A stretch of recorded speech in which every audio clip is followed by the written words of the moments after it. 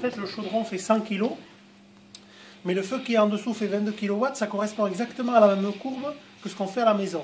C'est-à-dire quand on cuit 5 kg de confiture à la maison, on a une chauffe rapide, on met en pot et ça redescend rapidement.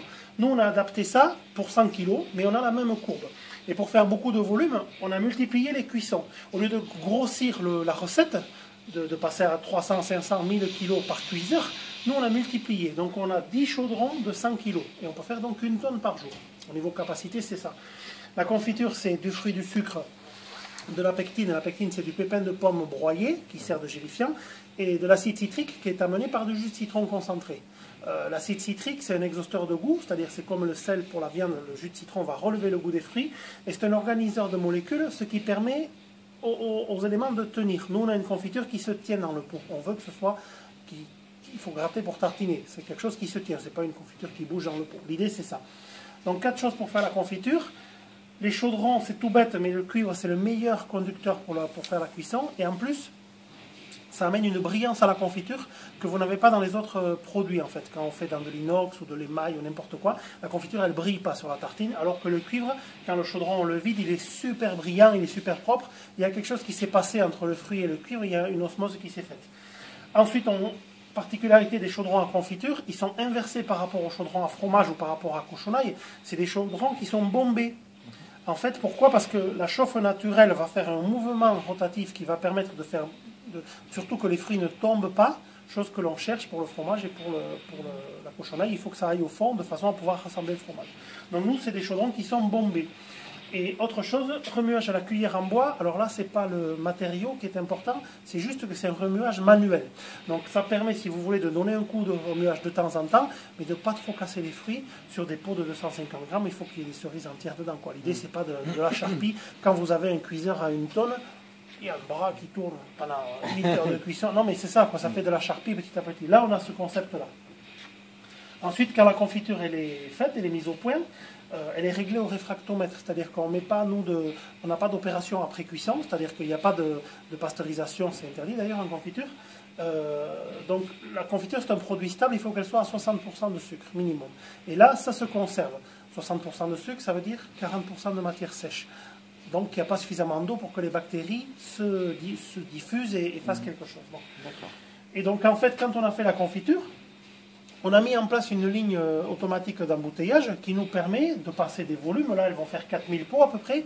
Et donc, la confiture est pompée directement dans le chaudron via une pompe péristatique. Elle est conservée dans la trémie chauffante à 85 degrés. Il y a une double paroi vapeur qui permet de conserver la confiture à 85 degrés. À l'intérieur, il y a un rabatteur de fruits, c'est-à-dire il y a une pale qui tourne lentement de façon à ce qu'il y ait un mouvement qui soit fait et que dans le pot, il y ait des cerises et du jus, qu'il n'y ait pas que du jus au début, puisque les cerises flottent, et que des cerises à la fin. Et donc en fait, table d'envoi directement. Dosage, alors là c'est du 250, donc c'est dosé un pot par un pot. Quand on descend sur les petits pots, on dose 2 par 2, sur les 120 grammes. On les voit, ils fument encore. Voilà.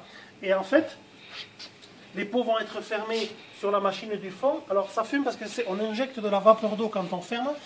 La capsule, elle vient dans un toboggan, elle est brûlée par la vapeur, et ensuite elle est posée en pression vapeur. Donc ça permet de garantir le clac à l'ouverture, ça évite d'avoir à retourner le pot. C'est une stérilisation instantanée en fait. Voilà. Donc ça c'est du matériel spécial confiture qu'on a acheté à Brive. C'est des sociétés qui font que ça, de la confiture. Donc vraiment, c'est des trucs tout bêtes, mais les tuyaux ils sont tout gainés de téflon. Comme ça n'adhère pas. Il n'y a pas de perte de poids au fur et à mesure. La trémie, elle a 6 niveaux différents, elle est gérée par informatique.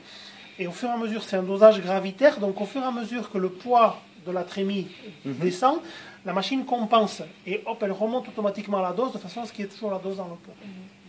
C'est une machine comme ça, il y en a une chez un confiturier là à Paris, elle fait 14 tonnes au jour.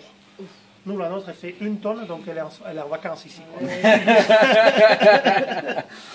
Et donc voilà. Et après, les pots, ils continuent sur une table tournante et ils s'en vont dans un laveur. Parce que là, il peut y avoir éventuellement des coulures, des choses comme ça. Tous les pots sont lavés avant d'être stockés sur des planches. On les contrôle au niveau qualité, c'est-à-dire on contrôle le vide. Regarde, il y a un système sur la capsule qui permet de voir si le pot il a cloqué ou pas. On fait un contrôle noyau. Il y a déjà un premier contrôle qui est fait à la réception des marchandises, mais on fait un contrôle s'il y a des noyaux au fond ou pas. si on trouve 4 noyaux sur une planche de 100, on enlève. C'est-à-dire qu'on ne fait pas partir le lot, parce qu'il ne faut pas de noyaux dans les cerises. On contrôle aussi la dureté, si la confiture a bien prise, etc. Et après, seulement, on les passe à l'étiquetage en leur ayant attribué un numéro de lot, avec 12 pour l'année, les 3 chiffres qui suivent, c'est le jour dans l'année. Là, on est en 300 et quelques jours. Et après, le numéro du chaudron dans la journée, de 1 à 10. D'accord. Voilà comment on fonctionne. Ok. Donc, ça nous permet... alors, traçabilité qui, pour nous, n'est pas très utile, parce que finalement, il n'y a pas de risque sur la confiture.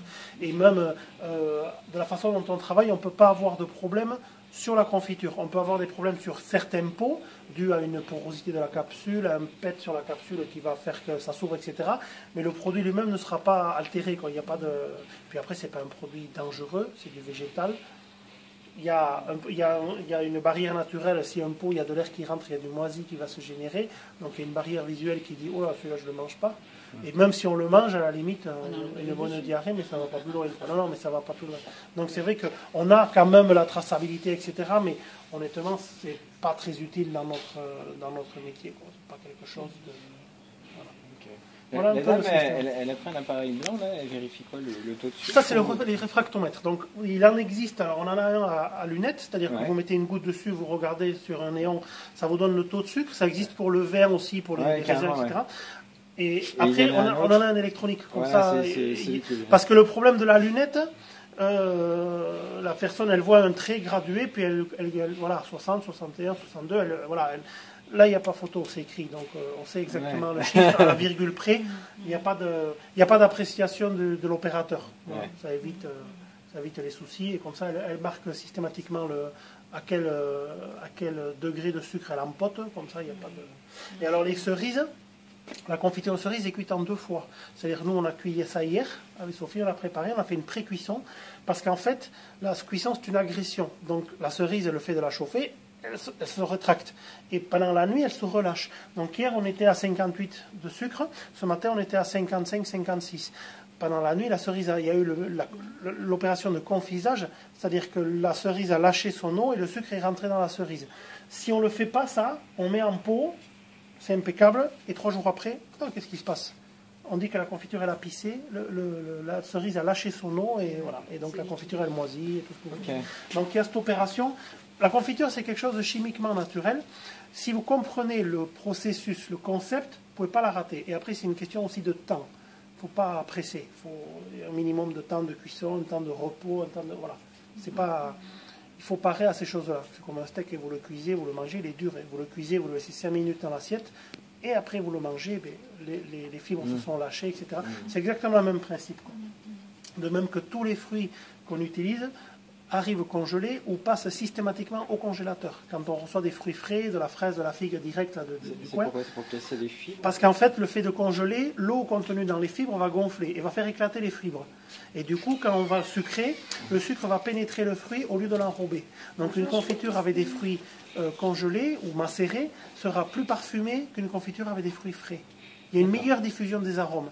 On en revient à tout ce que disait l'agression, quoi. Votre fruit, il est frais, vous le mettez avec du sucre, vous le cuisez. Lui, il se rétracte, le sucre l'enrobe, mais il n'y a pas d'échange qui peut se faire. Alors que le fait une framboise, vous la mettez au freezer, le lendemain matin, elle a une sale tête, quoi. Elle s'est un peu affaissée. Les abricots aussi, on les coupe, on les met avec du sucre une nuit, et le lendemain, ils ont craché le roux, ils sont brûlés par le sucre. On obtient la même chose avec le congélateur. Une congélation vaut une macération. Donc ça fait des confitures beaucoup plus parfumées de par cette opération-là. D'accord. Voilà. Là, elle est en train de pomper. Elle est en train de pomper le chaudron suivant.